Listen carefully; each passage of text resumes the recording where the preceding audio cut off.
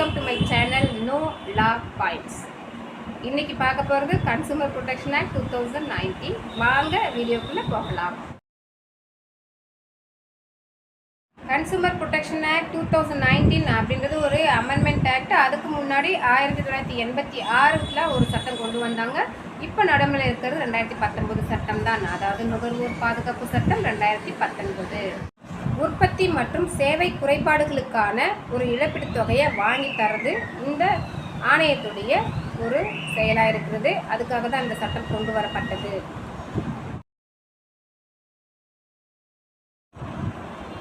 ஒரு கோடிக்கு உள்ளே இருக்கிற ஒரு இழப்பீடு சம்பந்தமான ஒரு மனுவை நீங்கள் போடணும் அப்படின்னு சொன்னால் அது மாவட்ட நுகர்வோர் குறைதீர் ஆணையம் டிஸ்ட்ரிக்ட் கமிஷனில் நீங்கள் போடலாம். ஒரு கோடியிலிருந்து ஒரு கோடிக்கு மேலே இருந்து 10 கோடிக்கு உள்ள ஒரு இழப்பீடு தொகையை நீங்கள் வாங்கணும் அப்படின்னு நினச்சிங்கன்னா மாநில நுகர்வோர் குறைதீர் ஆணையத்தில் தான் போட முடியும். இதுதான் அதனுடைய லிமிட்டேஷன். 10 கோடிக்கு மேலே உள்ள இழப்பீடு தொகையெல்லாம் எதில் வரும் அப்படின்னா மத்திய நுகர்வோர் குறைதீர் ஆணையத்தில் போடலாம். அதாவது central consumer dispute redressal commission அங்கே போட முடியும். அதுக்கு மேலே அப்பீல் அப்படின்னு போகும்போது நீங்கள் சுப்ரீம் கோர்ட்டுக்கு டைரெக்டாக அப்பீலுக்கு போய்க்கலாம். ஒரு டிஸ்ட்ரிக்ட் கமிஷனில் ஒரு தீர்ப்பு கொடுத்து அதன் பேரில் நீங்கள் அப்பீல் பண்ணுறீங்க அப்படின்னு சொன்னால் ஒரு ஸ்டேட் கமிஷனில் போடணும். ஸ்டேட் கமிஷனில் கொடுக்குற ஒரு ஆர்டர் மேலே நீங்கள் அப்பீல் போகிறீங்க அப்படின்னு சொன்னால் சென்ட்ரல் கமிஷன் போகணும். சென்ட்ரல் கமிஷனில் போட்ட ஆர்டர்லேயும் உங்களுக்கு ரிலீஃப் கிடைக்கல, அது மேலே நீங்கள் ஒரு அப்பீல் போகிறீங்க அப்படின்னா டைரெக்டாக சுப்ரீம் கோர்ட் தான் போக முடியும்.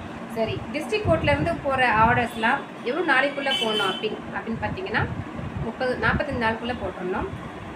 ஸ்டேட் கமிஷன்லேருந்து சென்ட்ரல் கமிஷனுக்கு நீங்கள் போகிறீங்க அப்படின்னு சொன்னால் 30 நாளுக்குள்ளே போடணும். சென்ட்ரல் கமிஷன்லேருந்து சுப்ரீம் கோர்ட் போகிறீங்க அப்படின்னு சொன்னால் அங்கேயும் 30 நாள் தான். சரி, இந்த லிமிட்டேஷன் படி தான் போடணுமா அப்படின்னா சரி, அதுக்கு மேலே ஆனால் கூட ஒரு கண்டோன் டிலே பெட்டிஷன் வச்சு சரியான ஒரு காரணத்தை ஏன் அந்த 30 நாளுக்குள்ளே 45 நாளுக்குள்ளெல்லாம் என்னால் போட முடியல அப்படின்ற ஒரு ரீசனை சொன்னீங்கன்னா அதை அவங்க அலோவ் பண்ணுவாங்க. அலோவ் பண்ணுறதுக்கான அதிகாரம் அவங்களுக்கு இருக்குது. ஒரு மாவட்ட நுகர்வோர் தீர்ப்பு ஆணையத்தில் வந்துட்டு ஒரு எக்ஸ்பார்ட்டி ஆர்டர் ஆகுது. அந்த எக்ஸ்பார்ட்டி ஆர்டரை நீங்கள் சாட்டிஸ்ஃபை பண்ணணும் அப்படின்னு சொன்னால் அங்கேவே போடலாமா அப்படின்னா போட முடியாது. யூஸ்வலாக நம்ம சிவில் ப்ரொசீடிங்ஸில் அந்த கோர்ட்லேயே போடுறது வழக்கம். ஆனால் இந்த கமிஷனை பொறுத்த வரைக்கும் நீங்கள் சாட்டிஸ்ஃபை பண்ணணும் அப்படின்னு சொன்னீங்கன்னா அந்த எக்ஸ்பார்ட்டி ஆர்டரை கொண்டு போயிட்டு நீங்கள் ஸ்டேட் கமிஷனில் போட்டு தான் கொண்டு வர முடியும். அதுவும் எக்ஸ்பார்ட்டி ஆர்டர் அப்படின்னா தான் அது ரிவிஷன் பெட்டிஷன் ஆர்பின்னு சொல்லுவாங்க, அதை ஸ்டேட் கமிஷனில் போடணும்.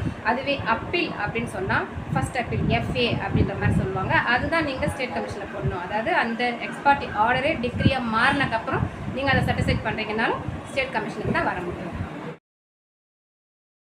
இந்த வழக்கு போடுறதுக்கு ஓவரால் லிமிட்டேஷன், அதாவது காஸ் ஆஃப் ஆக்ஷன், எப்போ அந்த சம்பவம் நடைபெற்றதோ நடைபெற்றதிலிருந்து 2 வருஷத்துக்குள்ளே நீங்கள் விண்ணப்பம் செய்யணும். அப்படி விண்ணப்பம் செய்ய தவறிட்டீங்க, 2 வருஷத்துக்கு மேலே ஆயிடுச்சு அப்படின்னா சரியான ஒரு காரணத்தை நீங்கள் சொன்னீங்கன்னா கண்டோன் டிலே பெட்டிஷன் வச்சு அந்த டிலேவை கண்டோன் பண்ணி அதுக்கப்புறம் உங்களுடைய விண்ணப்பத்தை எடுத்துக்குவாங்க. ஃபைனாலிட்டி ஆஃப் த டிகிரி அப்படின்னா அதாவது ஒரு டிகிரி பாஸ் பண்ணுறாங்க அப்படின்னா அதுக்கப்புறம் அவங்க எந்த ஒரு அப்பீலுமே போகலை, எந்த ஒரு ரிவிஷனும் போகலை, எந்த ஒரு வழக்கும் மேற்கொண்டு அவங்க தொடரவே இல்லை, 2 தரப்பினருமே அதாவது மனுதாரரும் எதிர் மனுதாரருமே எந்த ஒரு மேல்முறையும் போகலை அப்படின்னா எந்த டிகிரி பாஸ் பண்ணாங்களோ அதுதான் ஃபைனல் டிகிரின்னு எடுத்துக்குவாங்க.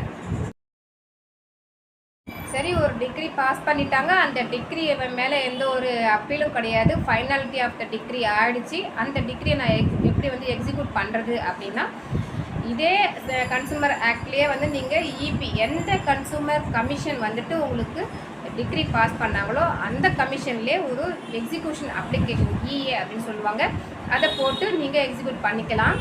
அதில் அவங்க இழப்பீடு கட்டவே இல்லை, வரவே இல்லை அப்படின்னு சொன்னால் அவங்களுக்கு பனிஷ்மெண்ட்டும் இந்த ஆக்டில் கொடுத்துருக்காங்க.